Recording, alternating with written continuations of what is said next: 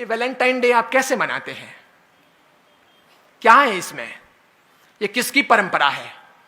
ये कहां से खड़ा हुआ था? इटली के जन्मे हुए एक व्यक्ति थे, कट्टर ईसाई थे, सेंट वैलेंटाइन बन गए थे। उन्होंने एक लड़की के साथ शादी की थी। वहां के राजा को यह नागवार गुजरा था। वे उन्हें ईसाइयत से और इस प्रेम से तब्दील करना चाहते थे। 14 फरवरी को उनकी मौत हुई। उनकी याद में वैलेंटाइन डे प्रारंभ हुआ। आपके कौन मरा जिसके लिए आप वैलेंटाइन डे मना रहे हो? कौन सा इतिहास आपके घर में रचा गया कि जिसके लिए वैलेंटाइन डे मना रहे हो? शादी का दिन बना लेते। और पति और पत्नी का प्रेम तो सदैव होना चाहिए, प्रतिपल होना चाहिए। वो मात्र चमड़ी का नहीं होना चाहिए, वो दिल का होना चाहिए। हम सब चमड़ी के पुजारी हैं। इसलिए आप में से बैठे हुए लोग माफ करना, साधु हूं, जिन शासन का और आचार्य हूं, फिर भी बोल रहा हूं। हम सब चमड़ी पसंद करने वाले लोग हैं। हम सब खूबसूरती सिर्फ देखते हैं। हम नाक देखते हैं, होठ देखते हैं, आंखें देखते हैं, उसकी स्टाइल देखते हैं, उसकी अदाएं देखते हैं, उसकी कमर देखते हैं, उसके गाल और नाक नक्श देखते हैं और दीवाने बनते हैं। हम बेहुदे गंदे लोग हैं और इसीलिए हम वहीं पर अटके हैं। और इसीलिए हमारे प्यार का तकाजा, प्यार का अर्थ, प्यार का रूप भी सिर्फ चमड़ी तक सीमित है। अगर उसके आगे है तो वैलेंटाइन डे की आवश्यकता नहीं है। मेरे बाप भी प्यार करते थे मेरी मां से और मेरी मां भी प्यार करती थी मेरे पिता से।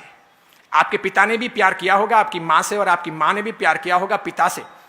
जरूर उनके वहां पर उस समय उस रूम को सजाने के लिए गुलाब के फूल नहीं रहे होंगे, कोई रूम स्प्रे या बॉडी स्प्रे नहीं रहा होगा, वो टब नहीं रहे होंगे कि साथ में बात कर सकें।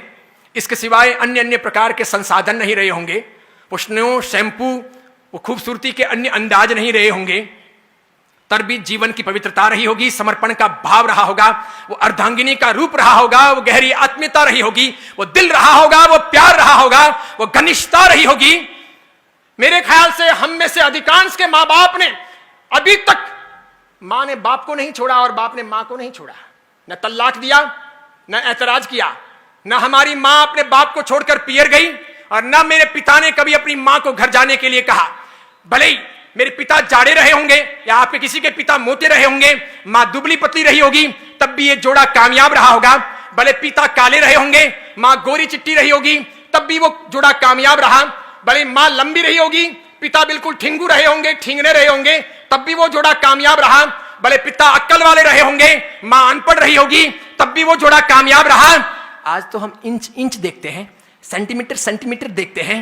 आज हम देखते हैं कि उसकी आंखें बराबर नहीं है, उसके होठ बराबर नहीं है, वो बोलती है तो वो यूं यूं बोलती है, या फिर वो जो है ना वो देखता है तो बार बार यूं यूं देखता है, इसलिए मुझे ऐसा पसंद नहीं है। अरे डूब मरो चुल्लू भर पानी लेकर हाथ में कि हम चमड़ी के पुजारी हैं। हम दिल कब तलाशेंगे, हम अच्छी व्यवस्थाएं कब खड़ी करेंगे, हम संस्कारों की चिंता कब करेंगे, एक अच्छी इंसानियत के तौर पर इस दुनिया में ज्ञान का दिया कब जलाएंगे। अरे सब साधु तो बन नहीं सकते ये मैं मानता हूं, सब साधवियां हो नहीं सकती ये मैं मानता हूं। शादी करना आवश्यकता है जिंदगी की।